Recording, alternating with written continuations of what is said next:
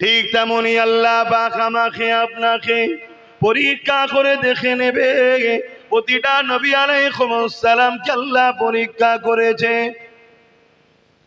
এ ক্যানিংয়ের মানুষ, আমি মনে করি আল্লাহ জীবনতলা ক্যানিংয়ের মানুষকে অনেক ভালোবাসে, তাই অন্যের থেকে অনেক বেশি কষ্ট আপনারা ভোগ করেছেন।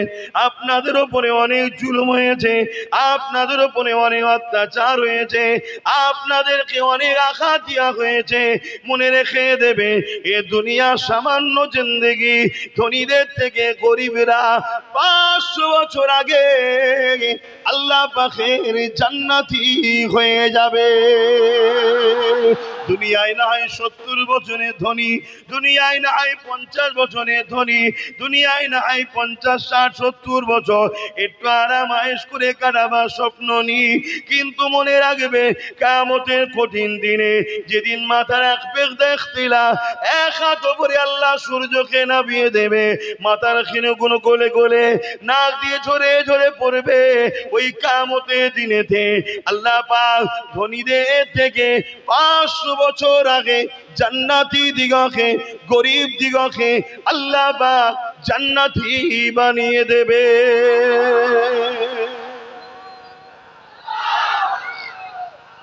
আল্লাহু আকবার। আজকে সময় কম ভাই, আল্লাহু আকবার। তাহলে গরিব বলে মন খারাপ? হ্যাঁ, জুলুম হলে মন খারাপ? গর্ব করো যে সাহাবাদের সুন্নত পালন হয়েছে। জোরে বলুন সুবহানাল্লাহ। এজিদের সুন্নত আমরা পালন করিনি। এজিদ মেরেছিল, আবু জেল মেরেছিল, উদবা মেরেছিল, সাইবা মেরেছিল, আর মার খেয়েছিল হযরতে বেলাল, হযরতে খাব্বাব, হযরতে খুবাইব, সাহাবা হুজুররা। তা আমরা মার খেয়েছি কোনো জুলুম করে নয়, চুরি করে নয়, ডাকাতি করে নয়, কারো মেরে নয়, কারো কেড়ে নয়। মার খেয়েছি শুধুমাত্র নবী বংশের আওলাদের সাথ দিয়েছিলাম। সে বলেছিল আসো মসজিদ বাঁচাতে হবে, মাদ্রাসা বাঁচাতে হবে, নায়ের পক্ষে থাকতে হবে, গরিবের পক্ষে থাকতে হবে, তাই তো নাকি? জুলুমকে বন্ধ করতে হবে, তাই তো নাকি? না ডেকেছিলাম চলো বাবা ব্যাংক ডাকাতি করতে হবে? যে ডাকাতি করতে গিয়ে ধরা পড়ে মার খেয়েছিলে তোমরা।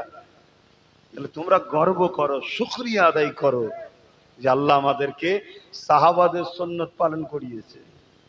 অনেকে আমার এই কথা শুনে হাসে, কি বলছে, সব কটা খালি মাথায় মুখে দাঁড়িয়ে নেই, প্যান্ট শার্ট পরা। তুমি মাথায় টুপির পিছনে চলে গেলে, তুমি এর দাড়ির দিকে চলে গেলে, এর জামার দিকে চলে গেলে, কিন্তু দেখলে না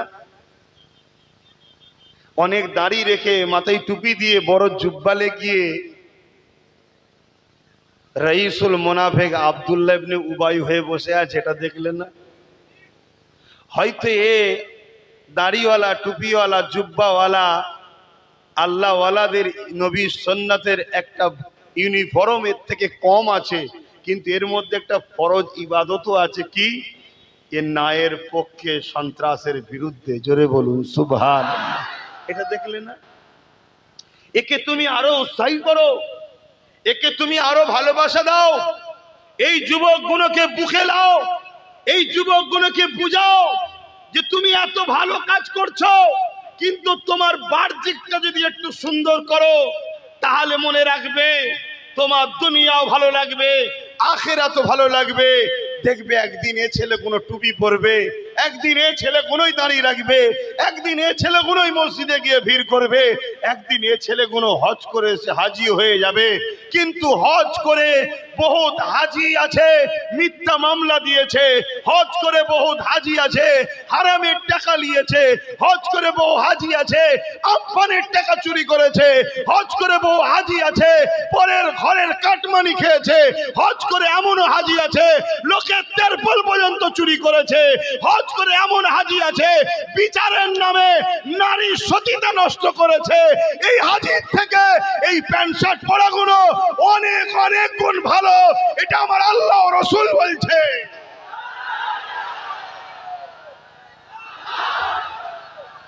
এদের মধ্যে লেবাসে কিছু ভুল আছে, বাহ্যিক কিছু ভুল আছে, কথা বুঝে আসছে না? নয়, কিন্তু এদের মধ্যে একটা ভালো খসলত আছে, যে খসলতটা হলো সাহাবা হুজুরদের সুন্নাত, মরে যাব তাও ভালো, জুলুমের সাথ দেবো না, জান চলে যাই তাও ভালো, ইসলাম বিদ্বেষীদের সাথ দেবো না। তাই তো নাকি? ঠিক বলছি তো নাকি? না ভেতরে ভেতরে অন্য জায়গায় আবার সেটিং করছে? কেন কিছু কিছু মুসলমান তোমাদের এলাকায় দেখছি, তাদেরকে তো মুসলমান সুরাতে দেখতে, তাই বলছি, নামে মুসলমান তাই প্রমাণ দিতে বলতে হবে না, বুঝবেন কি করে? কিন্তু হাকিকাতে তারা মুনাফিক নয়, তারা ইসলামের প্রকাশ্য দুশ্মনের থেকেও জঘন্য খারাপ। ইসলামের প্রকাশ্য দুশ্মনের থেকেও জঘন্য খারাপ, যাদেরকে মুনাফিক বলা হয়। শুনছেন? যুগে যুগে ইসলামের ক্ষতি সব থেকে বেশি করেছে মুনাফিকেরা। বাবারা, এই বিষয়ে একটা কথা বলেনি, তারপরে আমার আপনার পিতা হযরতে সৈয়দনা ইব্রাহিম আলাইহিস সালামের একটা কথা বলবো। এই যুবকেরা, তরুণেরা, আমার রাসূলুল্লাহর কথাও বলবো। এই বলে দিয়ে যে হযরতে আবু বকর সিদ্দিক রাদিয়াল্লাহু তাআলা তিনি আমল করে আমার নবী পাকের হাতে হাত দিলে, ইমানের কালেমা পড়লে, নবীকে রাসূল জেনে, আল্লাহকে আল্লাহ জেনে, ইমানের কালেমা পড়ে দ্বীনে ইসলাম রাসূলের দ্বীনে চলে আসলে। এ যুবকেরা, তরুণেরা, এ নবী পাকের প্রেমিকেরা, অপর দিকে আর একটা ব্যক্তির নাম বলছি, রাইসুল মুনাফিক আব্দুল্লাহ ইবনে উবাই। সে আমার রাসূলুল্লাহর হাতে হাত দিলে, আবু বকরের মাথায় পাগড়ি রয়েছে, মুখে দাড়ি রয়েছে, পরনায় জুব্বা রয়েছে, মাথায় টুপি রয়েছে। রাইসুল মুনাফিক আব্দুল্লাহ ইবনে উবাই, তারও পাগড়ি রয়েছে, মাথায় টুপি রয়েছে, মুখে দাড়ি রয়েছে, পরনায় জুব্বা রয়েছে। সিদ্দিক আকবর নবী পাককে ইক্তেদা করে মদিনার নববী শরীফে নামাজ পড়ে, আব্দুল্লাহ ইবনে উবাই ও নবীকে ইক্তেদা করে মদিনার নববী শরীফে নামাজ পড়ে। আবু বকর সিদ্দিক নবীর সঙ্গে জালিম, অত্যাচারী, খুনি, তৎকালীন যারা শাসক ছিল বদমাইশ, তাদের বিরুদ্ধে রাসূলুল্লাহ লড়াই করেছে। আবু বকর সিদ্দিক নবীর সাথে গেছে, আব্দুল্লাহ ইবনে উবাই ও রাসূলের সাথে গেছে। আবু বকর সিদ্দিক নবীর সঙ্গে হজে গেছে, আব্দুল্লাহ ইবনে উবাই ও নবীর সঙ্গে হজে গেছে। আবু বকর সিদ্দিক নবীর সঙ্গে রোজা রেখে ইফতার করেছে, আব্দুল্লাহ ইবনে উবাই ও নবীর সঙ্গে রোজা রেখে ইফতার করেছে। আল্লাহ নবী কোরআন শোনায়, কালামে হককে শোনায়, শরিয়াত শোনায়। আবু বকর সিদ্দিক বসে বসে শোনে, আব্দুল্লাহ ইবনে উবাই বসে বসে শোনে। কিন্তু একটা বড় বিষয় হলো এটা, কোরআন ঘোষিত আব্দুল্লাহ ইবনে উবাই রাইসুল মুনাফিক জান্নাত জাহান্নামের ঘোষণা হয়েছে, জাহান্নামের সবথেকে নিকৃষ্ট জায়গায় যাবে, এই ঘোষণা হয়ে গেছে। আর আবু বকর সিদ্দিক দুনিয়া থেকে জান্নাতে সার্টিফিকেট পেয়েছে। দুজনেরই তো নামাজ, দুজনেরই রোজা, দুজনেরই দাড়ি, দুজনেরই টুপি, দুজনেই হজ করেছে, দুজনেই নবীর হাতে হাত দিয়েছে, দুজনেই নবীর নবী শরীফে বসে, দুজনেই নবীকে ইক্তেদা করে নামাজ পড়ে। একজন ঘোষণা পেচ্ছে জাহান্নামী, আর একজন জান্নাতি। কারণ কি? কি হলো তোমাদের? আবার উঠে বললে কেন হরমুর?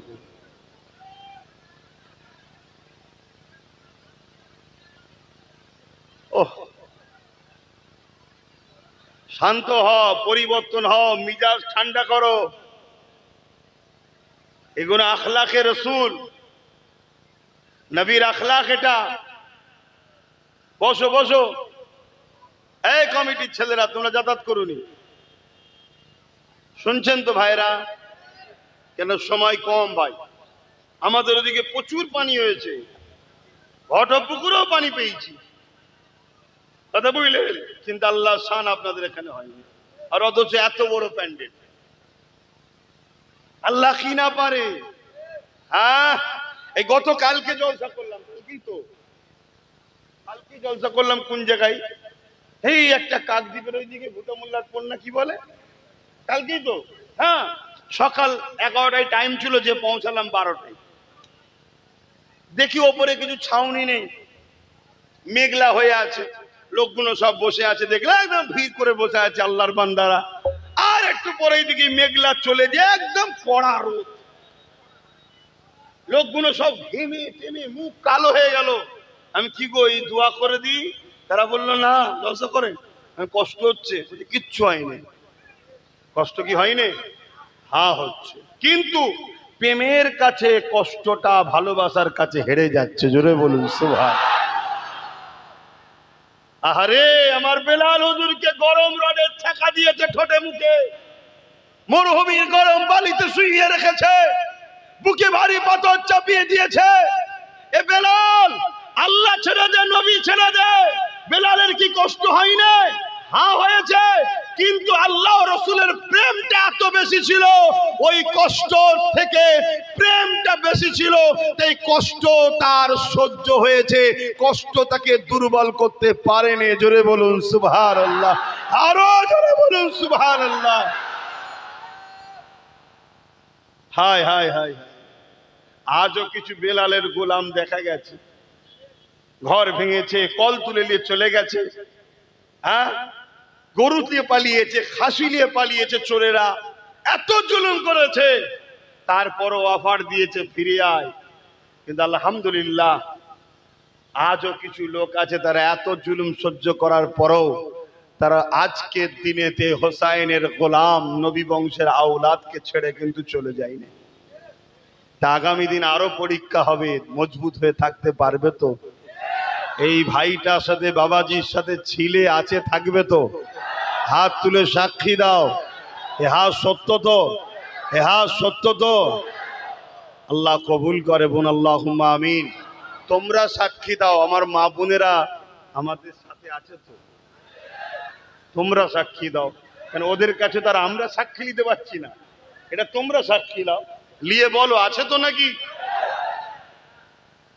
না ১৫০০-এর জায়গায় ৩০০০-এ বিক্রি হচ্ছে। ও তো গোষ্ঠীর নারী নক্ষত্র সামনে নিচ্ছে। কি যে ধান্দা আছে, কি যে লক্ষ্য আছে, এই তো সবে ২-২.৫ মাস বুঝা যাচ্ছে না। তবে যেটাই করুক, যাই লক্ষ্য দেখো, আমি আজকে বলে যাচ্ছি চ্যালেঞ্জের সাথে, যদি জুলুম করে, জালিম যদি হয়, বেশি দিন নয়, ২-৫ বছর টিকবে কি সন্দেহ আছে? কথা বুঝে আসছে? হ্যাঁ, কেন জুলুম মিটবে না, জালিম বেশি দিন টেকে না। ফেরাউনের জুলুম কম ছিল না, অল্প দিন টিকেছে, মিটিয়ে দিয়েছে আল্লাহ। নমরুদের জুলুম কম ছিল না, আল্লাহ তাকেও মিটিয়ে দিয়েছে। আমরা যুগে যুগে দেখে আসছি, এজিদ ইমাম হোসাইন পাকের সঙ্গে বেয়াদবি করলো, কাবায় গিলাপে আগুন পর্যন্ত ধরিয়ে দিল, এত বড় জালিম ছিল, কিন্তু আমার আল্লাহ ৩টে বছরের মধ্যে তাকে মিটিয়ে দিল। শুনছেন? তোমাদের জালিমটাও ৬ বছরের মধ্যে মিটে গেছে। ৩, আমার ইমামের জন্য সময়ে যে জুলুম করেছিল ৩, আর ইমামের গোলামদের সাথে যারা জুলুম করে তাদের ৬। বাপেরা মন দিয়ে শোনেন, এ যুবকেরা, তরুণেরা, যে কথা বলছিলাম, আল্লাহ বা তোমাকে আমাকে পরীক্ষা নেবে। এই দুনিয়া তোমার আমার জন্য চিরস্থায়ী নয়। এ জওয়ান তরুণেরা, সৈয়দনা ইব্রাহিম আলাইহিস সালাম, আল্লাহ পাক যিনাকে জলিলুল কদর নবী করেছে, যিনি আল্লাহ পাকের কাবা শরীফ তৈরি করেছে, সেই ইব্রাহিম আলাইহিস সালামকে আল্লাহ পাক কত দিক দিয়ে পরীক্ষা নিয়েছে, নিজের আওলাদের দিক দিয়ে পরীক্ষা নিয়েছে। প্রথম তো শিশুবেলা আওলাদকে কাবার ওখানে রেখে আসার পরীক্ষা নিয়েছে, যেখানে কোনো ঘর ছিল না, কোনো বাড়ি তোর কিছুই ছিল না, ওই জায়গাতে প্রথম রেখে আসার হুকুম দিয়েছে, সেখানেও কামিয়াবি হয়ে গেছে। আবার দ্বিতীয় আওলাদের পরীক্ষা নিয়েছে। এই ইব্রাহিম, তুমি আমি আল্লাহকে কতটা ভালোবাসো, তার পরীক্ষা হিসাবে পরীক্ষা নিয়েছে। তোমার আওলাদ, তোমার সন্তানকে আমার জন্য কুরবানি করে দাও। ইব্রাহিম আলাইহিস সালাম নিজের আওলাদকে নিয়ে গিয়ে মিনাতে শুইয়ে দিয়ে আল্লাহর খুশির জন্য তরোয়াল চালিয়েছে। অনেক বড় কথা, মূল জিসটা বলছি। একবার তরোয়াল চালিয়েছে, কাটেনে। দুবার তরোয়াল চালিয়েছে, কাটেনে। তরোয়ালকে ফেলে দিয়েছে, পাথরে আঘাত লেগে পাথরটা দুটুকরো হয়ে গেছে। ইব্রাহিম আলাইহিস সালামকে হযরত ইসমাঈল আলাইহিস সালাম বলতে লেগেছে, আব্বা জান, বাপের অন্তরে ছেলের ময়া, এই ময়াতে হয়তো আপনার হাত দুর্বল হয়ে যাচ্ছে, কিন্তু না, আপনি চোখে একটা কাপড় বেঁধে দেন যাতে করে আপনি আমার মুখটা না দেখতে পান। এই চোখে যখনই পট্টি বেঁধে নিয়ে বিসমিল্লাহ আল্লাহু আকবার বলে যখনই তরোয়াল চালিয়েছে, সঙ্গে সঙ্গে আমরাও যখন কোনো পশুকে কোরবানি করি, যেমন একটা আওয়াজ হয় রক্ততে হাত ভিজে যায়, ওই রকম আওয়াজ হয়ে রক্ততে হাত ভিজে গেল। ইব্রাহিম আলাইহিস সালাম বুঝতে পেরে গেছে, আমার বাচ্চাকে আমি জবাই করে দিলাম, কুরবানি করে দিলাম। এই চোখের পট্টিটা খুলে জমিনের দিকে না তাকিয়ে আসমানের দিকে মুখ তুলে বলতে লেগেছে, আল্লাহ, আমি ইব্রাহিম প্রমাণ করে দিলাম, আমার দিলেতে আমার বাচ্চাকে নয়, আমার দিলেতে আল্লাহ আপনি আগে রয়েছে। আল্লাহ, আমি আমার বাচ্চাকে আপনার জন্য কুরবানি করে দিলাম। আল্লাহ আওয়াজ দিয়ে দিলে, ইব্রাহিম জমিনের দিকে দেখো। যখনই জমিনের দিকে তাকালে, জমিনের দিকে দেখতে লেগেছে, ইব্রাহিম আলাইহিস সালাম দেখতে লেগেছে একটা জান্নাতি পশু দুম্বার নাই জবাই হয়ে পড়ে রয়েছে, আর ইসমাঈল আলাইহিস সালাম পাশে দাঁড়িয়ে রয়েছে। ইব্রাহিম আলাইহিস সালাম চিন্তিত হতে লাগলে, আল্লাহ আওয়াজ দিয়ে বলতে লাগলে, ইব্রাহিম, তুমি কুরবানিতে পরীক্ষাতে পাস হয়েছ, কিন্তু আমার উদ্দেশ্য তোমার বাচ্চাকে জবাই করা নয়। আমার উদ্দেশ্য হলো তোমার দিলে দুনিয়ার প্রেমকে জবাই করে আমি আল্লাহ আমার প্রেমটাকে রাখা।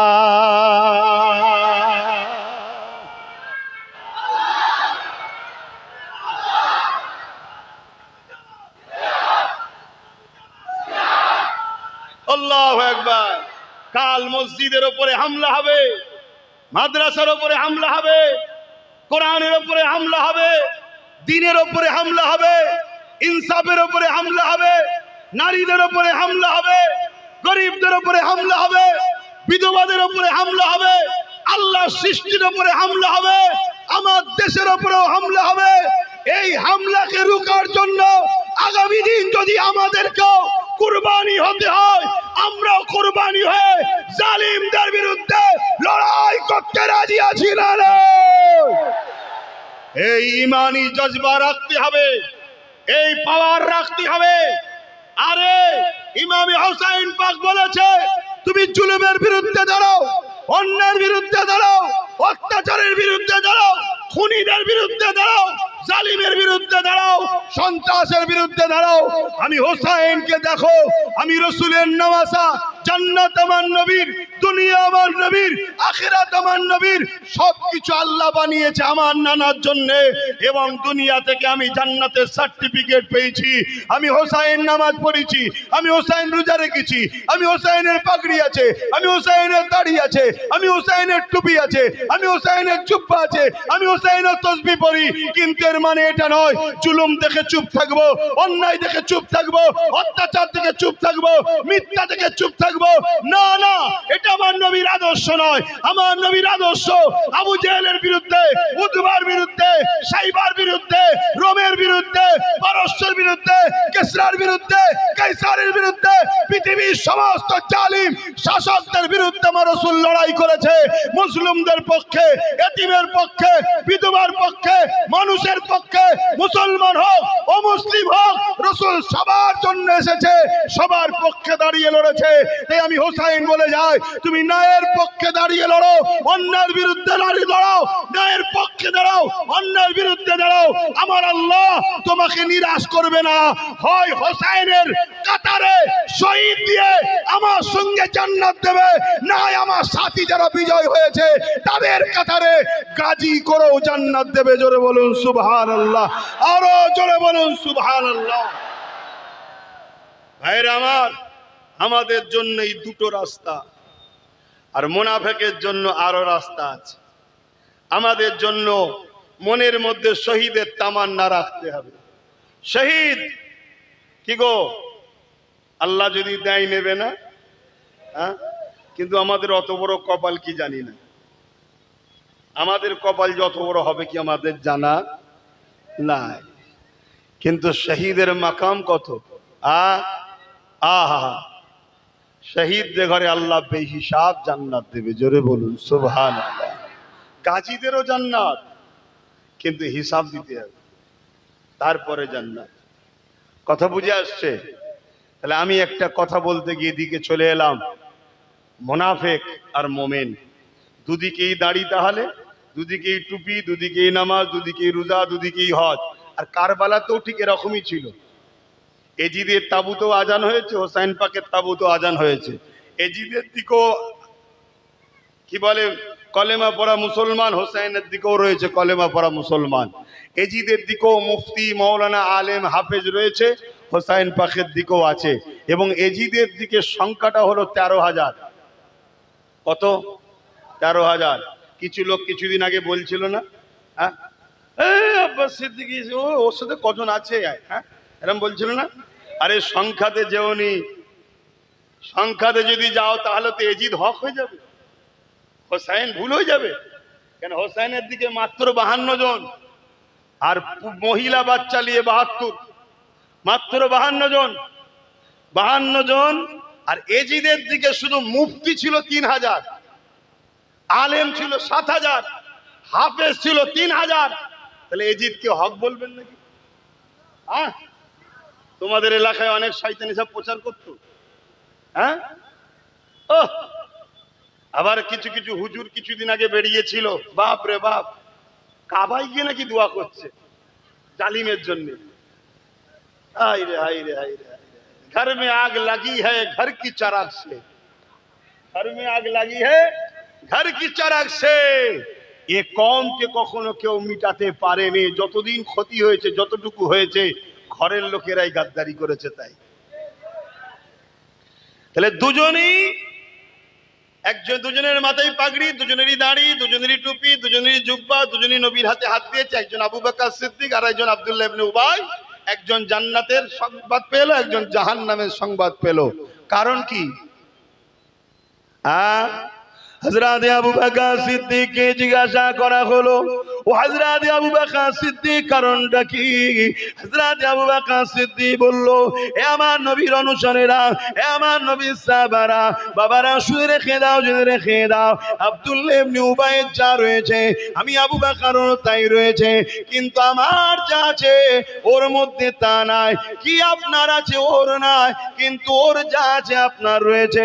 এটা খুলে বলুন। হযরত আবু বকর সিদ্দিক বললে, ওর নামাজ আছে আমার আছে, ওর রোজা আছে আমারও আছে, ওর হজ আছে আমারও আছে, ওর দাড়ি আছে আমারও আছে, ওর টুপি আছে আমারও আছে, ওর পাগড়ি আছে আমারও আছে, ওর নবীর পিছনে ইক্তেদা করেছে আমিও করেছি, ওর নবীর সাথে জিহাদে গেছে আমিও গেছি, ওর নবী পাকের সঙ্গে হজে গেছে আমিও গেছি। এই ডিগ্রি ওর যা আছে সব আমারও রয়েছে, কিন্তু আমার যা আছে ওর তা নাই। কি আপনার আছে ওর নাই? হযরত আবু বকর সিদ্দিক বললেন, আমি এখান থেকে রাসূলুল্লাহকে ভালোবাসি, ও এখান থেকে ভালোবাসে, অর্থাৎ আমার দিলে আল্লাহ নবীর প্রেম ঈমান আছে, ওটা ওর নাই। ও দুনিয়াকে ধোঁকা দিবার জন্য মুসলমান সেজে আছে, কিন্তু আমার দিলের মধ্যে আল্লাহ নবী সবার আগে আছে। আরো জোরে বলুন সুবহান। আল্লাহ কখনো আমাদেরকে পরীক্ষা নিল, একদিকে মত, একদিকে আল্লাহ ও রসুল। আপনি কাকে নেবেন? মত? বলুন বলুন। মানে জান বাঁচাবার অফার, আর একদিকে আল্লাহ ও রসুল, আপনি কাকে নেবেন? এটা পরীক্ষা। এ পরীক্ষা নিয়েছে সৈয়দনা ইব্রাহিম আলাইহিস সালামকে, এ পরীক্ষা নিয়েছে সাহাবা হুজুরদেরকে, এ পরীক্ষা নেওয়া হয়েছে ভারতবর্ষের বুকে আমার আপনার পীর ও মুর্শিদ মুজাদ্দিদুজ জামানকে, এ পরীক্ষা নেওয়া হয়েছে হযরতে মুজাদ্দিদ আল-পেশানীকে, এ পরীক্ষা নেওয়া হয়েছে সুলতানে হিন্দ গরিবে নওয়াজকে। মনে রেখে দিও, যুগে যুগে তারা মজলুমদের দিকে ছিল, জালিমদের দিকে তারা যায়নি। আজকের দিনে আমাদেরকে আল্লাহ পরীক্ষা নেবে, আমাদেরকে ধৈর্য ধরতে হবে, সবর করতে হবে, ঐক্য হতে হবে, লক্ষ্য স্থল ঠিক রাখতে হবে, ডায়ে বায়ে চলে গেলে হবে না। শুনছেন তো? লক্ষ্য টার্গেট ঠিক রাখতে হবে। অনেকের ধৈর্য নেই, লক্ষ্য ছিল গরম ভাত খাবো, ধৈর্য নেই, দেরি হচ্ছে বলে পান্তা ভাত খাওয়া শুরু করে দিয়েছে। কি আমার কাছে খবর যাচ্ছে, অনেকে একটু এদিক ওদিক করছে, যাকে তাকে বলছে কিছু দে, হচ্ছে তো নাকি? হ্যাঁ, আমি আজকে নম্বর দিয়ে যাব, ওই নম্বরে ফোন করে ডেট নিয়ে যাবেন আমার কাছে, লিখিত জমা দেবেন। সে জেলার সাহেবই হোক, জুলুমকারীকে রাখবো না সাথে, জালিমকে রাখবো না সাথে। আমি জানি জুলুম করা যেমন হারাম, জালিমকে মাফ করে দিয়ে তাকে ছেড়ে দিয়াটাও ইসলামে নিষেধ। কথা বুঝে আসছে? তাহলে জুলুমের বিরুদ্ধে লড়তে হবে, কিন্তু জুলুমের বিরুদ্ধে লড়তে গিয়ে নিজে যেন জালিম না হয়ে যায়, এটাকেও মাথায় রাখতে হবে। তো ভাইরা আমার রাসূল পাক সাল্লাল্লাহু আলাইহি ওয়াসাল্লাম এই জমিনের উপরে অন্যায়, অত্যাচার, জুলুম, রাহাজানি, খুন, সন্ত্রাসী, দাঙ্গা ফাসাদ পৃথিবীর বুকে ছেয়ে গিয়েছিল, অশান্তির দাবানলে পৃথিবী জড়িয়ে গিয়েছিল, নারীগুলোকে জ্যান্ত পুঁতে দেওয়া হতো। আজকে নারীদেরকে জ্যান্ত পুঁতা হয়নি, আজকে নারীদের ঘরে ধরে নিয়ে যে তাদেরকে মানবরূপী পশুরা তাদেরকে লুচে লুচে খাচ্ছে, তাদেরকে অত্যাচার করছে, তাদেরকে রেপ করে হত্যা করছে। সেদিনের শাসক ছিল ইয়াজিদ, সেদিনের শাসক ছিল আবু জেহেল, উতবা, সাইবা। তারা এই অত্যাচারী নারীদেরকে যারা অত্যাচার করে এদের বিচার করতে পারে না। আজকে তাদের উত্তরসূরিরা বসে আছে, আজকেও নারীদের উপরে যারা জুলুম করছে, তাদের অত্যাচার যারা করছে, তাদেরও বিচার আজকের এরা করতে পারছে না। কেন করতে পারছে না? একটাই কারণ, আমরা ঘুমিয়ে আছি। তাই আমাদের উলামাদের জাগতে হবে, আমাদের ইমামদের জাগতে হবে। আমি সম্মানের সাথে আলেম উলামা মুফতি মাওলানাকে আহ্বান জানাচ্ছি, একটু ভেবে দেখুন, যদি ওমরে ফারুক অর্ধেক পৃথিবী চালায়, আবার মসজিদের ইমামই করে, অর্ধেক পৃথিবী চালায়, মসজিদের ইমামতি করে, উমর ফারুক যদি মসজিদের ইমাম হয়ে অর্ধেক পৃথিবী চালাতে পারে, আমার ইমাম ভাইরা আপনারা ইমাম হয়ে কেন একটা পঞ্চায়েতের প্রধান হতে পারবেন না? বলুন, কেন হতে পারবেন না? কে আপনাদেরকে শিখালো যে এইদিকে থাকা যাবে না, ওদিকে যাওয়া যাবে না, রাজনীতির কথা বলা যাবে না? এটাই তো ধ্বংসের কারণ। আজকে কলিকাতা এয়ারপোর্টের মসজিদে নামাজ বন্ধ, যাও না কোন মায়ের বেটা আছো খোলো। সেদিন যেমন চুচুড়াতে মসজিদের তালা মেলা দিয়েছিল বিগত সরকার, মাদ্রাসা বন্ধ করে দিয়েছিল বিগত সরকার, অনেক আন্দোলন হয়েছে, অনেক কিছু হয়েছে, কেউ খুলতে পারেনি। ওয়াম্মা বিনিআমাতি রাব্বিকা ফাহাদ্দিস। আল্লাহ শুকরিয়া আদায় করে বলছি, আন্দোলন করতে গেছি একদিন তালা খুলে নামাজ আসর ও মাগরিবের পরে তারপরে ঘরে এসেছিলাম। এই বাপের বেটা ইনশাআল্লাহ বলে যাচ্ছি। কিন্তু সেদিন আমি বলেছিলাম, আজ থেকে 6 বছর 7.5 বছর আগের কথা, কি আর একটু বেশি, 8 বছর আগে, সেই দিন থেকে আমি বলেছিলাম যে দেখো, রাজনীতি করা আব্বাস সিদ্দিকীর কোনো শখ নেই, পেশা নেই, আর কিছু অভাবও আমার নেই, কিন্তু মসজিদকে তালা মারছে কে? সরকার। মসজিদে নামাজ বন্ধ করছে কে? সরকার। তো সরকার তো আর আমার ফতোয়া বুঝবে না, সরকারকে তো আর যদি বলি তোর মাথায় ফুদে মাথা ফেটিয়ে ফেলবো, ওটাও তো বুঝবে না। সরকার বোঝে আইনের ভাষা, সরকার বোঝে পাওয়ারের ভাষা। ভাষা। সেই দিন থেকে আমি বলেছিলাম যে আগামী দিন মসজিদ বানাচ্ছ, মাদ্রাসা বানাচ্ছ, কবরস্থান নিরাপদে রাখতে যদি চাও রাজ পাবার দরকার আছে। কিন্তু আমার কথা তো গুরুত্ব দিলে না।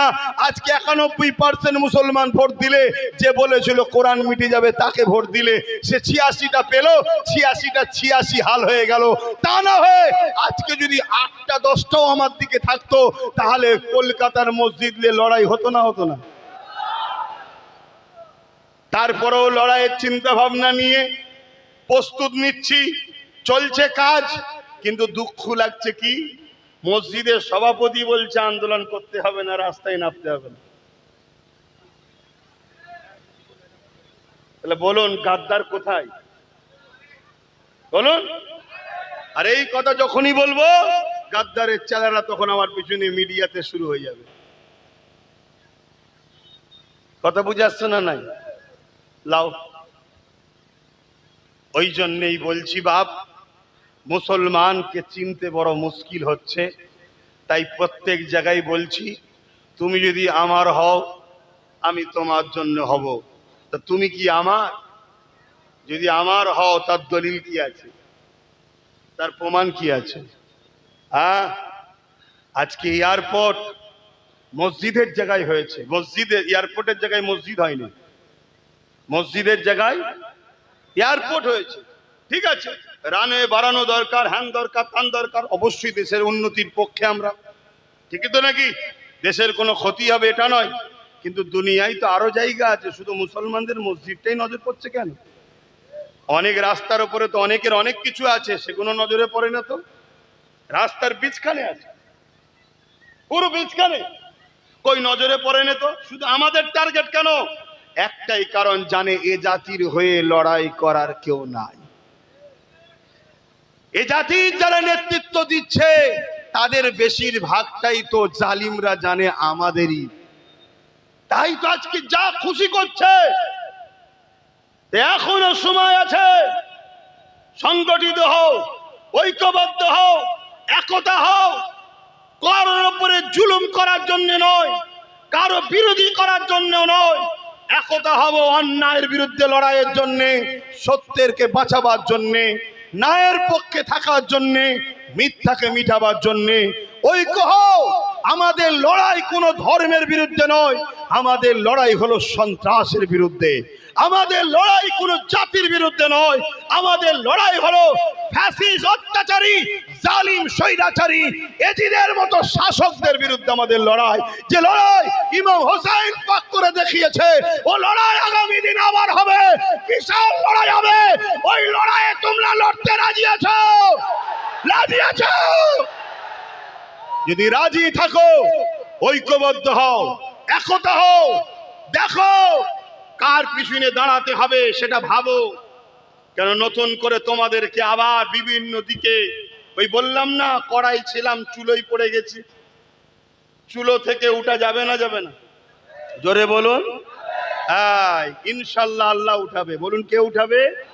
হ্যাঁ, এই মান আছে তো নাকি? কোনো চিন্তা করবেন না, ভয় আল্লাহ ছাড়া কাউকে খাবেন না। শুনছেন তো নাকি?